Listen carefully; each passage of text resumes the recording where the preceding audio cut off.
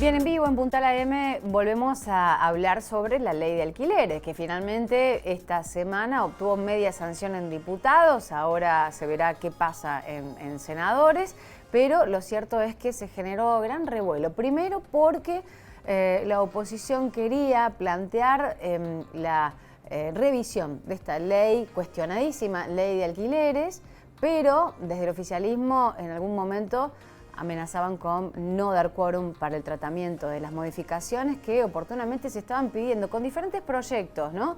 Pero la línea común era la vuelta a los contratos de 2 años y los índices de actualización consensuados entre las partes cada 4 a 12 meses. A grandes rasgos, estas son las modificaciones que se venían pidiendo y que finalmente fueron sancionadas en diputados. De alguna manera le vamos a preguntar el detalle de este proceso, de la sesión, cómo se desarrolló a la diputada Romina del Pla, diputada nacional por el Frente de Izquierda Unida, que estuvo en la sesión y le agradecemos el contacto. Romina, Paula la saluda, buen día.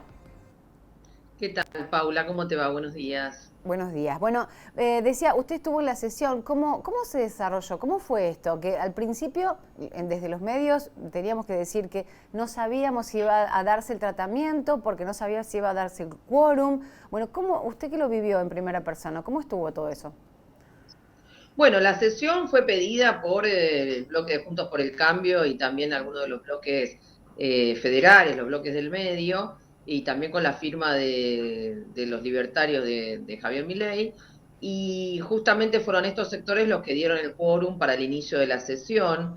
Intentaron en primer momento una derogación total de la ley de alquileres, y luego, como no obtuvieron los 2/3 de los votos, bueno, se trataron los dictámenes que había de mayoría y de minorías. De mayoría del oficialismo, que planteaba mantener la ley y capítulos sobre incentivos fiscales a propietarios, y por otro lado, este proyecto fue rechazado y por lo tanto se trató el dictamen de minoría, que era el de los bloques federales y Juntos por el Cambio, que finalmente se terminó aprobando por 125 votos.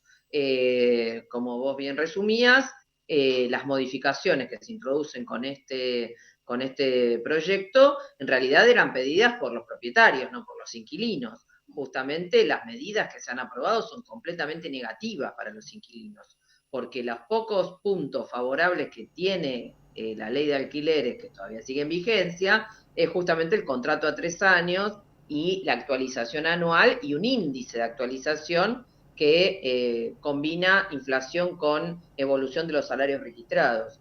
Si bien todo esto no alcanza para resolver la situación de los inquilinos, sin embargo, son las mínimas protecciones que había. La aprobación que se hizo de esta modificación a 2 años, una actualización cada 4 meses como piso mínimo, pero que puede ser de 4 meses o más el periodo de actualización, y la eliminación de cualquier índice de actualización fijado, con lo cual el inquilino, que es siempre el término más débil, digamos, en relación al propietario, bueno, va a tener que avenirse probablemente a la cláusula de actualización que vaya imponiendo el propietario, con lo cual, bueno, hay una situación muy negativa. Nosotros, bueno, hay que decir que este dictamen se aprobó con el voto de Juntos por el Cambio, de la mayoría de los bloques de los federales, pero contaron con la ayuda, por un lado, del bloque de Milei para sostener el quórum, y también con la ayuda del oficialismo, del peronismo, de Alberto, de Cristina y de Massa, porque faltaron 13 diputados del oficialismo y uno se abstuvo, con lo cual quiere decir que terminaron siendo una contribución a que se apruebe esto tan negativo. Nosotros desde el Frente Izquierda presentamos y defendimos el proyecto que nosotros tenemos presentado, que es abordando integralmente la situación de crisis habitacional, porque la situación de crisis habitacional es mucho más amplia que solo la situación tremenda que están viviendo aquellos que deben alquilar una vivienda, que tienen el problema de que no se consiguen alquileres y los que se consiguen son cada vez a precios mayores, que se están llevando el alquiler de una vivienda cada vez más parte de los ingresos de una familia, sino que si no se aborda la situación de la construcción de viviendas, nosotros proponemos un proyecto donde por un lado se coloquen impuestos a la vivienda ociosa, a aquellos que tienen más de 3 viviendas para que se coloquen en alquiler, que haya una presión para que no se puedan sostener las viviendas solamente en materia de especulación inmobiliaria. Y también un banco de tierras, esto quiere decir un relevamiento de las tierras fiscales existentes en aquellas localidades donde está habiendo problemas con la situación habitacional, para destinarlas a loteos con servicios y también a la construcción de viviendas. Entendemos que tiene que haber, volcarse recursos que hoy se van en todo tipo de subsidios a las patronales, a la especulación inmobiliaria, a la especulación financiera, pagar distintos tipos de deudas que entendemos completamente fraudulentas, tienen que ser volcadas a la construcción de viviendas que se puedan colocar a las familias que necesitan acceder a la vivienda propia en cuotas que tengan una relación con los salarios reales que se están cobrando para que esto sea posible. Entonces, claro, Romina, pero disculpa, hubo varios proyectos presentados, vos me estás mencionando el de tu partido, pero ¿por qué cuesta tanto ponerse de acuerdo? Porque teóricamente la ley es para defender, digo, sobre todo el más desprotegido, que es el inquilino. Está bien que hay gente que también vive de rentas y demás, pero ¿por qué cuesta tanto ponerse? Porque es una ley que fue muy criticada en su momento y ni siquiera se podía poner a discutir el Congreso al respecto. Bueno, finalmente se sentaron y ahora es como que también cuesta, y bueno, vos nos estás diciendo por qué, ¿no? Los argumentos del por qué de lo que se está haciendo tipo chambonada, como emparchar cosas que en definitiva no van a solucionar de fondo nada. Claro, porque las modificaciones que se aprobaron no van en el sentido de mejorar la situación de los inquilinos. Entonces, este cuadro es muy complejo. Justamente el punto es que lo que se impone, lo que se ha impuesto sistemáticamente, es el lobby de la especulación inmobiliaria, y esta es la realidad. Vos fíjate que finalmente la única modificación que se ha realizado tiene que ver con una modificación regresiva. Entonces, en este sentido, está claro que lo que en el Congreso y los bloques que responden, como yo te decía, en realidad esta modificación fue aprobada con el apoyo directo o indirecto de los diputados de los 3 principales candidatos presidenciales, con lo cual quiere decir que todos terminan siendo sostén de este proceso que vemos a lo largo de las últimas décadas. Yo lo decía en mi intervención, por un lado, en los últimos 20 años ha habido un incremento del valor de las propiedades muy fuerte, y esto tiene que ver con la especulación inmobiliaria. Justamente cada vez es más distante la posibilidad de acceder a una vivienda, siquiera un terreno, de una familia trabajadora promedio, ni siquiera de profesionales o sectores medios. Hoy es posible acceder a una vivienda, y tenemos también los que han sido estafados con los créditos UBA, porque recordemos que el mismo Congreso es el que aprobó ese mecanismo de completa estafa, que es el de los créditos UBA. Entonces, terminan siendo todas medidas que se aprueban en beneficios de los bancos y de la especulación inmobiliaria. Y la gente, la mayoría de la gente, queda completamente desprotegida. Por eso nosotros insistimos en la necesidad de un abordaje integral que ponga en primer lugar la defensa del más débil en esta situación, que es el que no tiene una vivienda y tiene que pagar un alquiler. Bueno, y entonces, ¿ahora qué resta? Ver qué va a pasar en senadores, pero digo, avanzar en qué otros puntos, porque nada, lo que está aprobado ya está aprobado, en definitiva es esto.